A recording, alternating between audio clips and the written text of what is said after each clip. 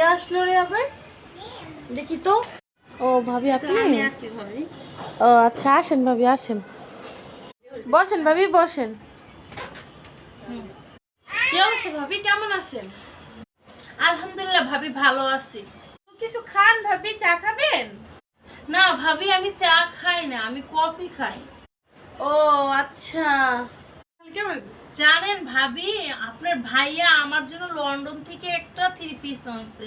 আমি টেলার্সের কাছে বানাইতে দিছি, তখন সে আমার থেকে 600 টাকা মাত্র মজুরি রাখছে। আমি তো ভাবছি অনেক টাকাই রাখবে।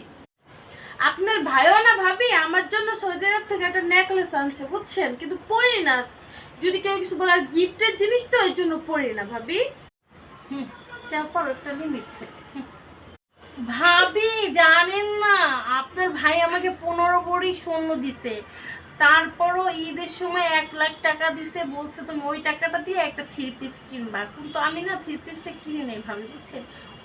ওই টাকাটা আমি ভাবছি একটা গরিব দুঃখীর মেয়ের বিয়ে হলে আমি ওই বিয়ের খরচ করবো ভাবি, বুঝতে পারছেন?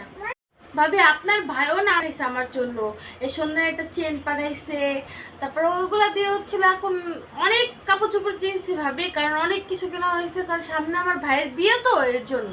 আপনার ভাইয়া কোথায় বিয়ে করতেছে?